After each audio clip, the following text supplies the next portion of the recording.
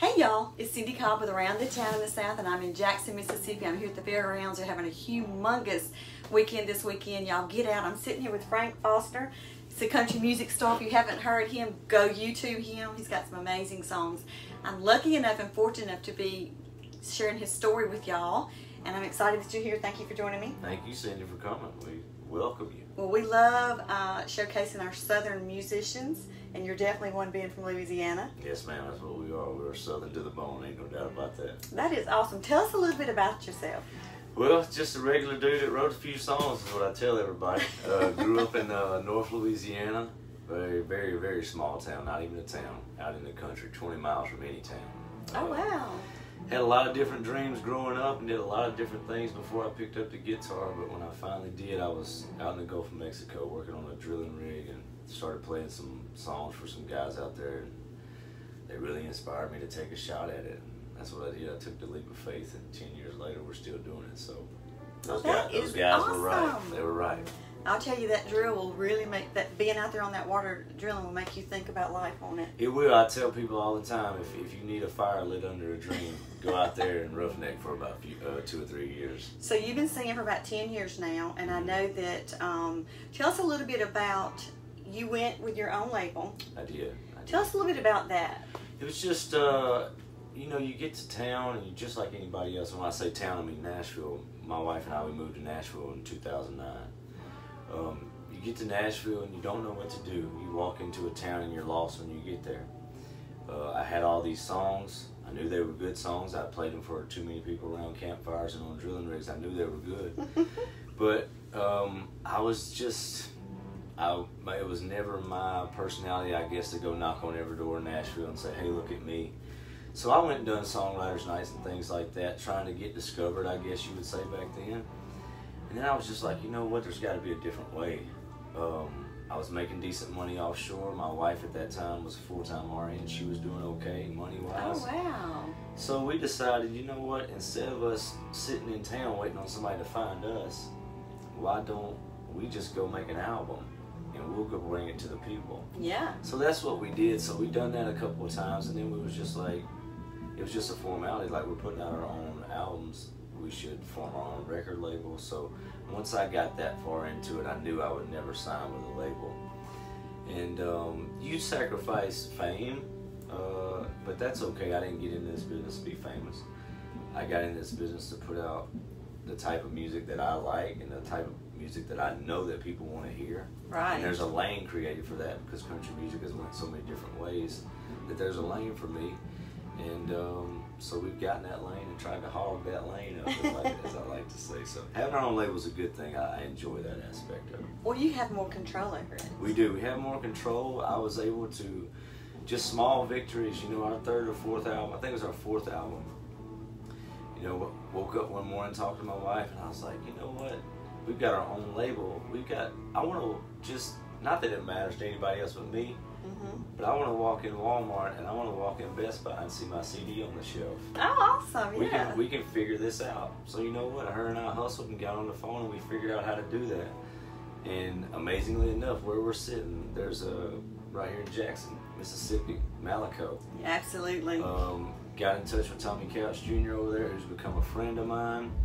And my next 2 albums were on the shelves in Walmart and Best Buy as an independent artist, and I thought that was one of the coolest things ever. You know? Well, if you can hear the background, he is playing tonight here at the fairgrounds. Yeah, boys, it's getting warm and out there, y'all. They're warming up, and it already sounds great. Well, yeah. Going back to your story, I love that, because a lot of musicians, they get into it, they have their stories to tell, and it's squashed because politics. Right. Especially within an industry. I love that you can control. I've listened to your songs. The storytelling is amazing. Thank you. I mean, that's what draws us in. Yes, ma'am. And that's what makes us love any kind of music, especially country music. That's our roots in the South, that and blues. Tell us a little bit about when I know that you've had some top 10 songs. Yeah. Tell us a little bit about which song it was. Because I want y'all, if you haven't checked him out, I want you to check him out. I love that he's independent, but I love that he's been touring for so long. And people know who you are. They do, man, they do. And talking about the top 10s, our top 10s and actually top 5s albums, you know, have been an amazing thing. Like, it's just another one of those things where you can pat yourself on the back. You know you're doing the right thing. You'll never get an ACM or a CMA, but when you put an album out, and it's one of the top, I think our highest one was we had the number 2 selling album in the country. Wow. The first week it came out, and you'll never get an award from the political industry in Nashville and that whole circle of country music, but they can't deny you. Right. You know, and I make the same adage all the time, but it's nice. Every year we try to put out an album, or every 18 months at least, and every album I've had since my second one has charted higher and higher and higher and higher. That's awesome. Got several top 10s and several top 5s, and it's just nice to know that without all the hoopla of look at this person, and they can paint them like they're so big, but they're really not. You know, right. We're out here putting rear ends in the seats and selling albums, and that's a lot more than a lot of folks on TV are doing, I promise you. Well, and not only that, you think about the team that you surrounded yourself with. Yes. Bus drivers just came to the door, and everybody's so friendly, and you can tell the tight knit. You can't do this on your own. We talked earlier about his wife traveling with him up until they had their children, which is awesome. She understands the work of the road and how it works and things, but you cannot do things without a team, and I'm talking about everybody in your band. That's right. Everybody that sets this up, the people you meet along the way, help set you up for the success that you're in, is the way I've always looked at it. Absolutely. That's been absolutely one of the biggest things with this operation is the people we surround ourselves with. Like you said, it started off with me and my wife, and this was our baby, and we started building it, and then you get guys in the band, and they get in the band, and they buy in, right? You know, and everybody's riding for the brand, right? And you can keep your circle small and tight, but you can keep that circle busy, right? And interested and moving forward, and you know.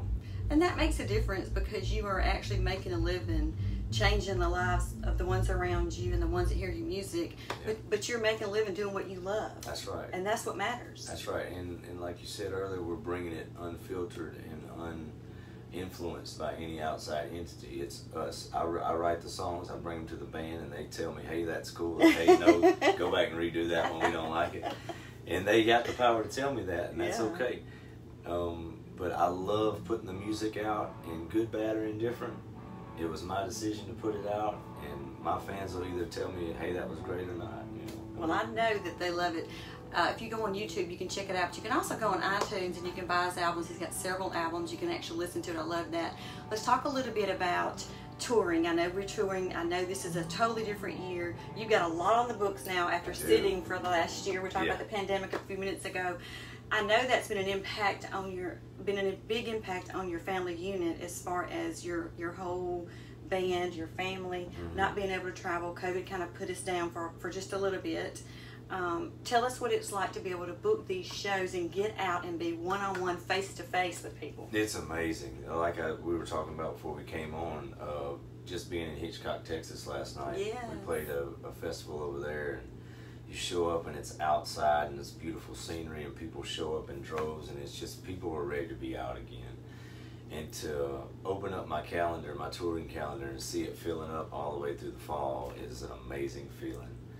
None of us expected what 2020 brought. Right. In a million years, we would have never thought anything like that could ever happen. Right. It did. There are some positives that came out of it. It made me, not that I ever got relaxed or expected what goes on out here every day to keep going on for 20 years, but it made me appreciate what had went on the last 8 or 9 years, and like, man, I was really out there living my dream, and I was soaking it up, but it got to the point where I was almost used to it. You weren't soaking it. You were soaking it up, but you weren't soaking it in. There you go. And there's a difference. There you go. There's a difference. Yeah, and I promised myself, like I started a thing since we came back out on the road last month and just started going back full time again. I make the band get together in here, and we take a picture together before every single show every night now. And just little things like that, because you never know. You never know. You never know now. So I'm going to soak it up, soak it in, and then soak it in again from now on. So. Well, we're excited to have you here in Jackson, Mississippi. Y'all go to his Facebook page. He's got a Facebook and Instagram. Follow them. We always want to support our local artists, but especially those who step outside of that box and create something for themselves within an industry like country music. So we love what you're doing. We love that you were here. If y'all don't have plans, get out here. I don't know what the entrance is, but it's not much. They have a big... It ain't much. Come on down here. It's not... I mean, for what you get to see, there's also rides, all kinds of things down at the fairground this weekend. If you're local or within an hour or two's drive, come on. You'll want to be here. Chad West is playing first. He's a local yokel. Y'all know Chad. I think he's going on, like, what, 7? I think so. And Frank will play after for about an hour and a half. So pop out here. Remember to hashtag Frank Foster Music and hashtag Around the Town and South, because we love to see where you are. We love having musicians like yourself. You're making a big difference with your songs and with your life, and we appreciate that. Thank you. I appreciate it. Last thing, I love asking this question. Okay. You're like, oh! Yeah. If there's one thing that your family of audience, I'm going to call them your fans, if they're your family, the bottom line, that don't know about you, something that you love to do, something that, you know, one of my guests said, well, I mean, I eat suckers all day long. Right. Nobody knows I eat suckers. I'm like, what? He said, yeah, I blow pops all day long. So, you know, that's just something that you do. But anyway, what is one thing that your fans may not know about you? Gosh, there's so many things that I feel like they don't know. I feel like, I'll tell you a funny story and then I'll try to answer that question. We was in Bay St. Louis, Mississippi about 3 years ago. And I walked off the bus and there was a family and their kids, and the kid was a fan. And I walked up and spoke to him, and when I started walking off, I was in gym shorts and a t-shirt and some Nikes. And when I was walking off, I heard that kid say to his dad, well, I didn't know Frank Foster would dress like that, you know. So yeah, that just shows, you know, perspective. What people, you know, they see you and they think that you get out in your cowboy hat all day. But the best thing about that is that kid got to see realism. I know, and his dad, I heard his dad tell him, I didn't even turn around, but I was listening as I walked away, and his dad told him, he said, son, he's just a regular person too. He wakes up and puts on shorts just like we do. He doesn't get dressed into the show. Right. But probably awesome. Something that people don't know about me, but they probably do. There's a few things. I played some college basketball. Oh, you did? Yeah, I can still beat anybody in country music in basketball one-on-one. Somebody come try me, please. Please do, please. Please come try me. Please video it, because I want to see it. No age limit required. I'll be the oldest guy there and beat everybody there. That's hilarious.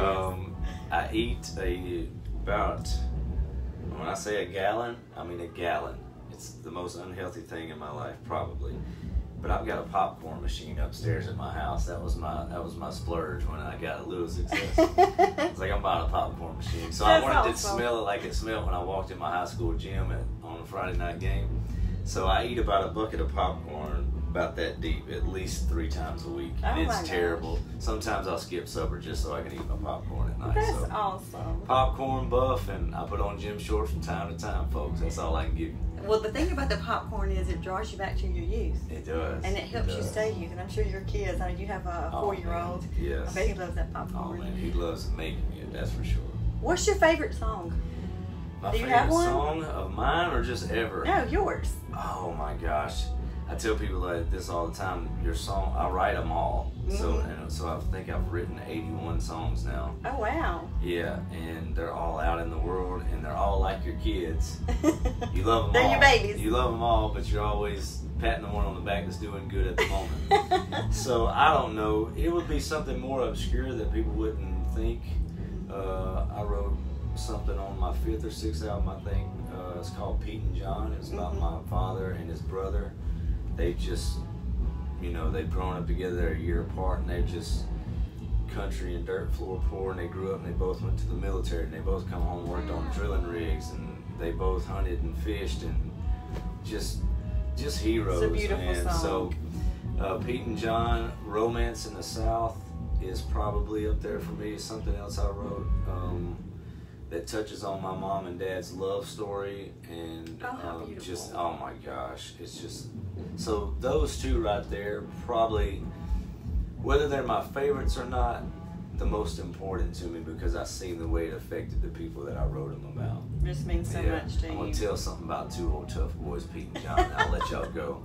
I love it. When I put that, before I even put that album out, I sent that album down there to them, and I came down to visit a few days later, and pulled around the back of the house, and they was listening to it, and I caught them in a moment that you never thought you'd caught those 2 Now, I would have tears if I were you. Yeah, I just kind of acted like I wasn't paying attention, but I broke them old boys up a little bit. That is awesome. What an honor that would be to have your son feel that way, much less write a song and share it with the world. That's got to be a great feeling for them and for you. Yeah, it is. And like when you grow up like you did and I did, the people, I mean, you don't have to look far to find a hero. No.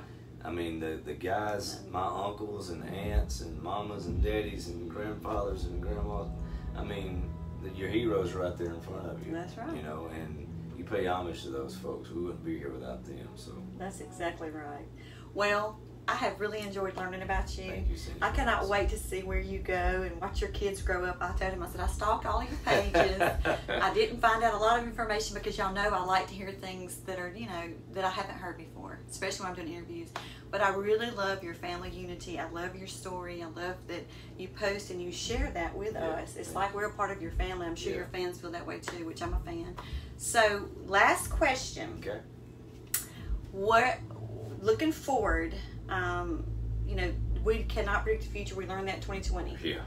But where do you see yourself within 5 to 10 years? Hopefully, I've got 4 or 5 more albums out, and I keep expanding my fan base and my circle, and we're touring. That's the dream. I'm right in the middle of everything I wanted to do.